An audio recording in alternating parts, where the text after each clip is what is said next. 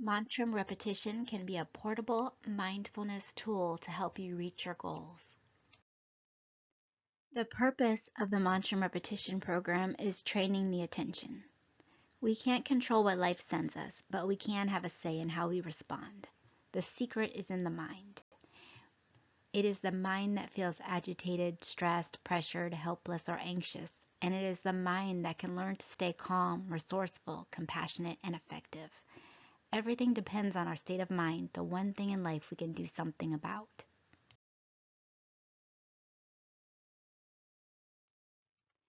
The Mantram repetition program is based on these 3 assumptions: that we all have a mind, body, and a spirit, and along with the spirit there are inner spiritual resources. With Mantram, we invite everyone to bring their own beliefs to the program, and we focus on spirituality, which endorses a more personal view or search for the sacred, for meaning and purpose in life. Spiritual resources refer to the highest qualities that every human being is capable of experiencing. And what we mean by that are things like compassion, altruism, joy, hopefulness, healing, peacefulness, kindness, the noble things we experience in our relationships like love and giving, and we all have these types of inner resources. We can be unaware of our inner resources because of the inability to quiet the mind.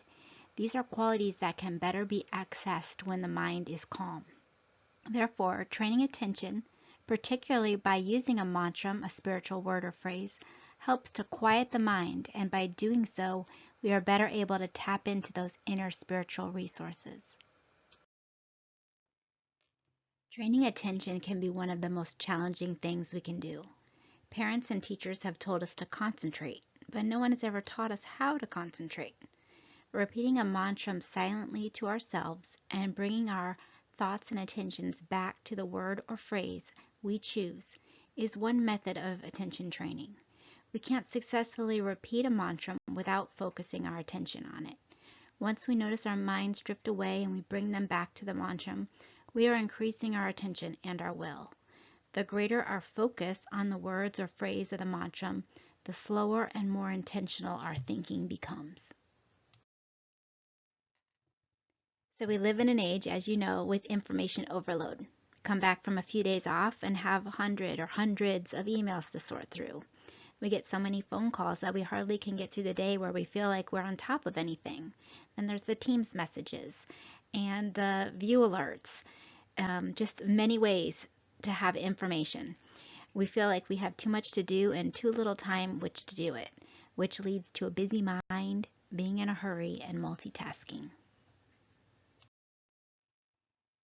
Being stuck in traffic creates stress because it uses time and we have no control to do anything about it. So Mantram is a one-size-fits-all program. It can be used for any of these hassles, past stress, ruminations, worries about the future. This tool can target any of those things. So we have rushing through meals, hurrying while driving. This feeling of time pressure creates a sense of being threatened, being in a rush, and this can trigger the stress response, a constant low-grade anxiety to our daily life. You say you have information overload, when you can't process everything, you have the constant interruptions in our daily work that we need to learn how to gracefully handle, the inability to finish one task at a time before the next one comes, and all these things can affect our performance. Mantram can be a great tool for all of these things. So a lot of the time we get caught up in thinking, sometimes even half of the day that we are not focused on what's happening right now. Madeline Gershwin describes the mind as a 24-hour thought factory with no supervisor. So this is a woman, she's got all these thoughts in her head, and this is an example of what goes on daily, all day long. You know, some of these questions are kind of funny. Another way to think of it is we have a committee of voices. We have that are, telling us what to do and critiquing us from moment to moment. You have the voice of judgment, the child who whines to get her own way, the voice of authority telling us to follow the rules, the rule breaker who's rationalizing, and you have anxiety thinking about the future, or we are ruminating about the past. Why did I say that? So how much of the time do we spend right here in the present, creatively interacting with the flow of life, enjoying being alive?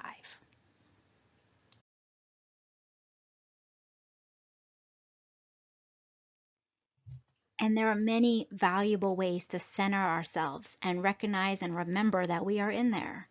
Gives us that mental pause to remember that we have a mind, but we are the consciousness. We are not our thoughts.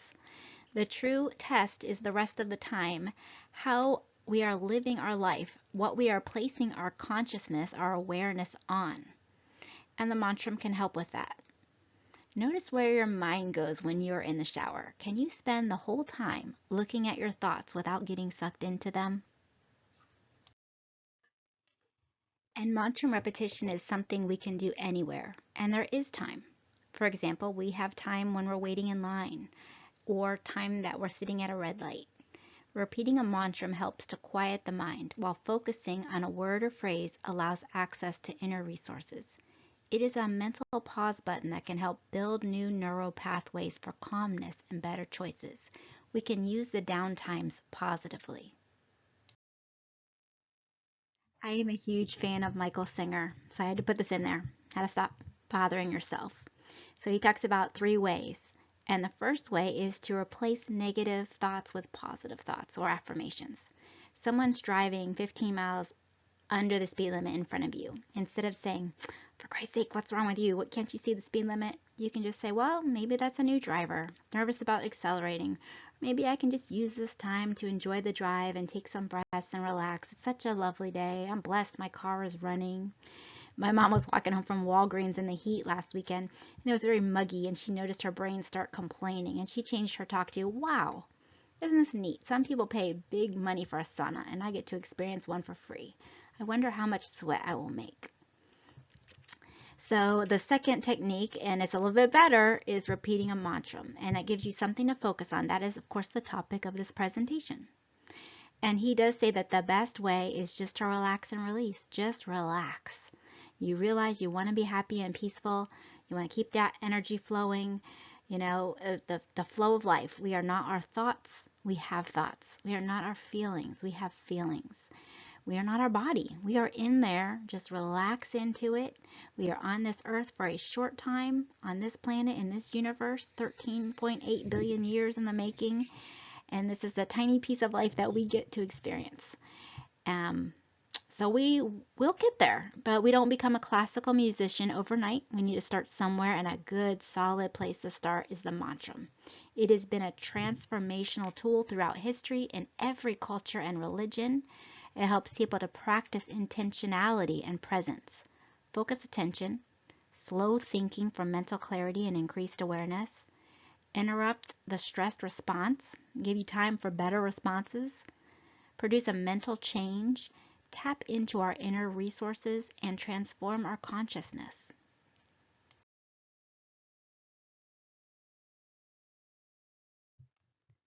Two other parts of the Mantram program are slowing down and one-pointed attention. And these tools are synergistic. You can't repeat a mantra without slowing down your thinking and being one-pointed, and they all work together. So there are many other descriptors for mantram or ways to talk about it. In some parts of the country, people are not used to talking about it. They find it Eastern and foreign, and they don't want to use that word. So you can think of it as a centering word or centering phrase. Veterans have called it a pause button for the mind. When they were on the verge of becoming angry, repeating a mantra would give them moments of pause before reacting. In a moment of anger or frustration, you can turn to the mantra to interrupt that cascade of reactivity. Somewhat of a cognitive skill, so people may call it a cognitive cue or cue word. Eknes Eshwaran called it a spiritual formula for transformation, meaning that as we repeat the mantra, it actually has an effect upon us, a way to transform what may be negative ruminating thinking into positive or neutral thinking. It could be a click call or text message to God or your inner resources, meaning you can access it quickly. You're not really having a conversation, but you are repeating it in a focused way. It can be a repetition of the holy name, and that's where you get into the spiritual. It's what ancient Christians called it, the Jesus prayer. Rapid focus tool, bringing your mind back as quickly as possible. People have called it a screensaver for the mind. The idea is once you have chosen your mantra and you begin practicing it throughout the day, when you catch yourself ruminating about something you can't do anything about, then we can default and go back to resting in the mantra. People can rest in repeating the mantra. It is a way of slowing down and being one-pointed, bringing more attention to one's thoughts. Your ability to concentrate and focus your attention is your most powerful resource as a human. What we focus on grows. And the number one barrier people find in keeping desired behavioral changes is being distracted, sidetracked. Our attention gets hijacked. So mantram helps us to build or grow our power to focus our attention on what we want. We start by being aware of where we are focusing our mind, and later we can transfer that focus to anything we do. It's like lifting weights and building the ability to concentrate. And then when you have that laser beam focus, you can put it on anything you want. Now, this is different than transcendental meditation, where the idea is to transcend thoughts to help you not think. Awareness there. Whereas with mantram, we are trying to raise awareness of thoughts and gain control of them. It is not a sitting meditation, although it can absolutely be used that way. It is great for going to bed at night. We are going to train attention on a mantram as a way to quiet the mind and tap into those inner resources.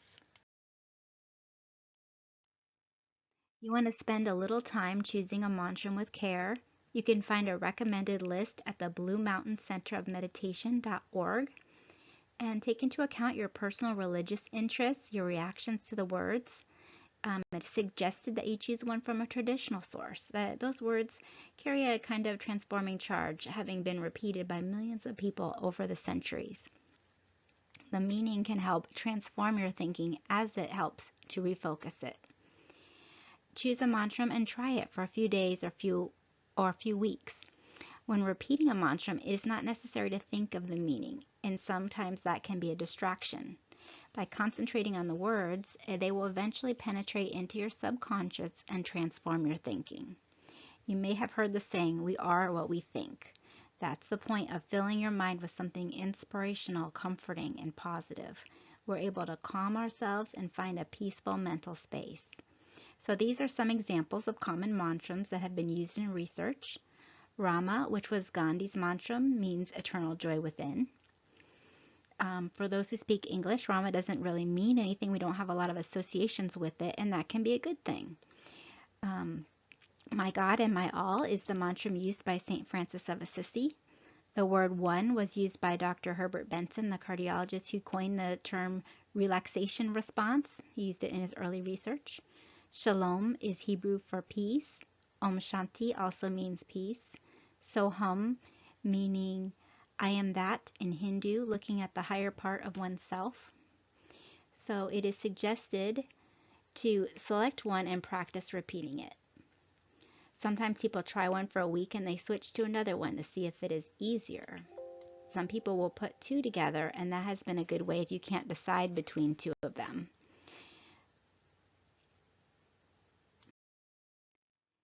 And so why not any word or phrase? We are what we think.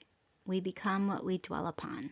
There's an ancient verse that says, all that we are is a result of what we have thought. So thoughts are powerful, and that is why it is important to choose a mantra carefully. When you have chosen a mantra, you use it by repeating it silently to yourself. When other thoughts go, you passively ignore those thoughts and bring your mind back to the mantra. The idea is to repeat it silently throughout the day and even into the night. You use it when you need to, and even more important, you use it when you don't need it. When you're relaxed, when you're waiting, when you're not in any kind of distress. And then when a situation does arise and you need to interrupt that stress response, your mantra will be that much more accessible to you. It is very simple to choose and repeat a mantra silently. It is easy to say, but it's not necessarily easy to do. Initially, it takes an intention. You have to make a decision that you're going to give this a try. You notice when you're doing it and when you're not.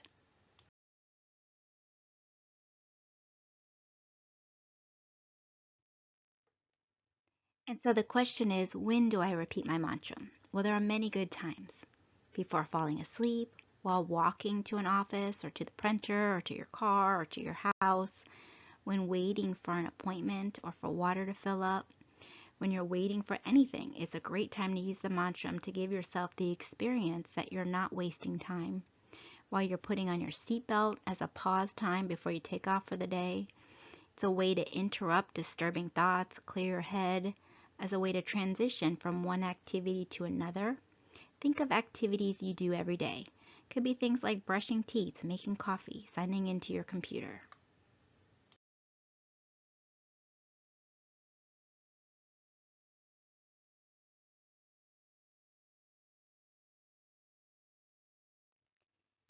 And now there are also times when not to use a mantra. During those times when you're using your mind to think about something, to problem solve, to make a list, when you're planning, in particular when you're using dangerous machinery or cutting with knives, when you're needing to concentrate on the task at hand, those are times when you should not use a mantra. It is important not to use a mantra when your brain is fully engaged in some other activity, while you're doing tasks that demand your attention, while you're reading or concentrating on a subject, while you're listening to someone. Driving is a controversial topic. Eshwaran says not to repeat the mantra, but a lot of veterans have found it very helpful for them to keep them calm in traffic and less reactive. So just use caution.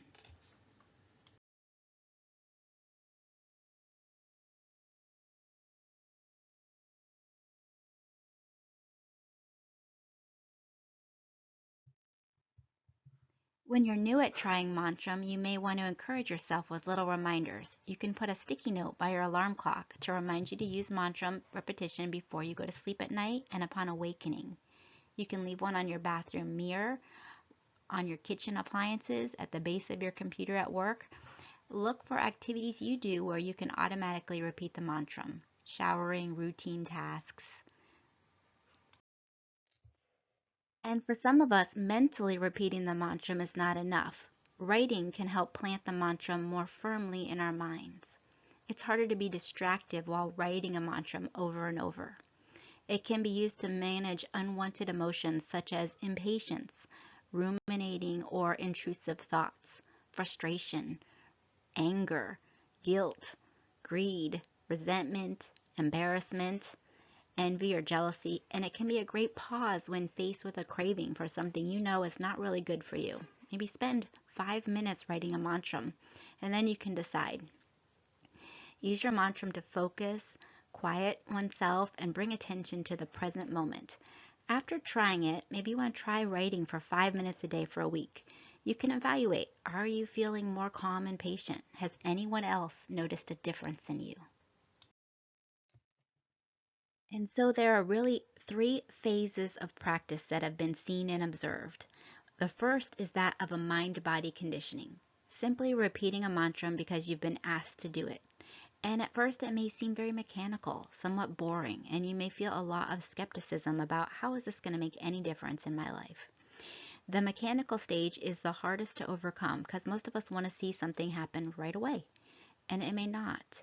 You may be repeating this word thinking, this is silly and it's not helping me, I don't get it at all, but it's important you stick with it until you reach the next phase. What often happens, you will have an experience where you will react differently, called the aha moment. Something has changed here, and usually this occurs after a few weeks and you may notice less troubling behaviors. Other people may notice you're calmer, you're different. That's how it happened for me.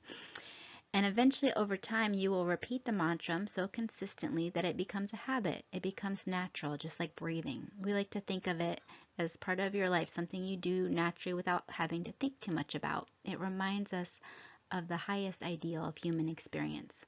Gandhi once said, one must be completely absorbed in whatever mantra one selects. The mantra becomes one's staff of life and carries one through every ordeal. It was a mantra that gave him peace and inner power to face adversity and the greatest challenges with equanimity.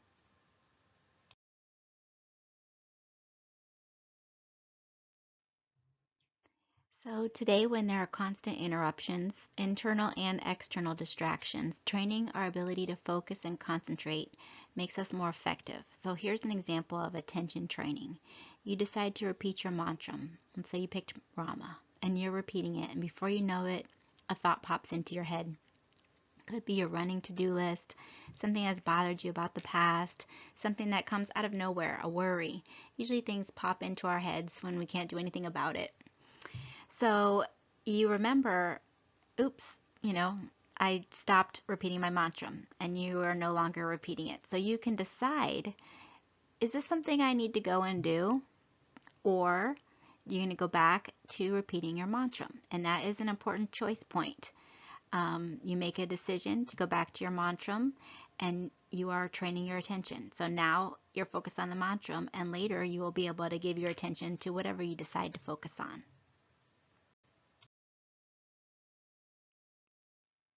And we build this habit so it is there for us. At first, we use it when we don't need it, when we're waiting in lines, at a stoplight, before we go to bed at night, when we're relaxed. And then it is there when we do need it, to interrupt or redirect our thoughts, to slow reactivity to disturbing events. And like building muscles, repeating it builds strength. So when you're stressed, you have that pause time to gain perspective. It connects you back to the relaxation experiences, and you will better be able to respond skillfully to challenging situations. And there is a significant mind-body connection.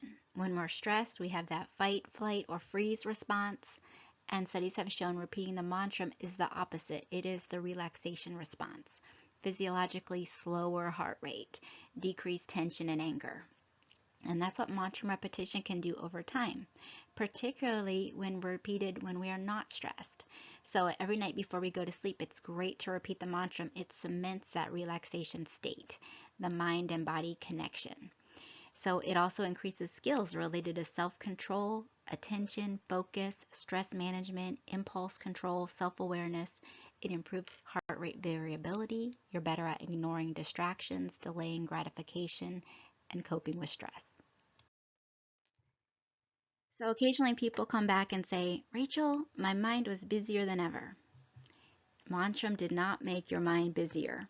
You just started noticing how busy your mind is. And that is the first step to transformation. Noticing that you have a mind. You are the inner experiencer. You are the awareness, the consciousness. But you want to create a nicer experience for yourself. And so you notice these thoughts. They're not you. They're just thoughts, and you can pick which ones you want to focus on or just let them go. Just little electrical pulses. They're not reality. If you follow these thought buses to nowhere, the petty grudges or worries or whatever, you're keeping those bus routes online. The mantra is a bus to our higher self. And the key is practice. You use it as much as you can so it is there when you need it. You can use it while walking, exercise, waiting, cleaning, household tasks. Before answering the phone or checking your email, you say your mantra or centering prayer to center yourself. These are all times that are good. Sometimes I use it in moments where I could otherwise be bored or frustrated that I'm wasting time, and it changes my thoughts to connecting to the good parts. And so if you experience automatic pilot, compulsive thinking, anxious or overwhelm, hurry, pressure, frustration, Mantram can help you maintain what some people call the 5 C's: calmness, concentration, clarity, control, and compassion. So you can think of your mind like a little puppy dog that gets distracted when it sees a squirrel and runs away. Gently call your mind back to the mantra with compassion and kindness. Don't be harsh or judgmental. Remember that this is a training exercise and you're just beginning. So you pay attention to your thoughts, and you're noticing your thoughts. That's unusual sometimes versus getting lost in them. Noticing that you have thoughts, and you notice when they wander, and you gently bring them back to the mantra and try to slow down the speed of your thinking. And each redirection of attention is building the muscle of the mind, your ability to concentrate first on the mantra and then outside of that on whatever you want. The benefits are cumulative. So training with the mantra can be like training for a marathon. It takes practice and persistence. You're not just going to go out and run a 26-mile marathon, and we're not going to have perfect focus and patience without practice. If you would like more information, please visit the Blue Mountain Center of Meditation website. Thank you. And a very special thank you to Dr. Jill Borman for creating the VA's Mantram repetition program and bringing Mantram and other tools from Eshwaran's 8-point program to veterans, staff, family members, and other members of the community. The work ripples out in helping people to live more peaceful and fulfilling lives. Thank you.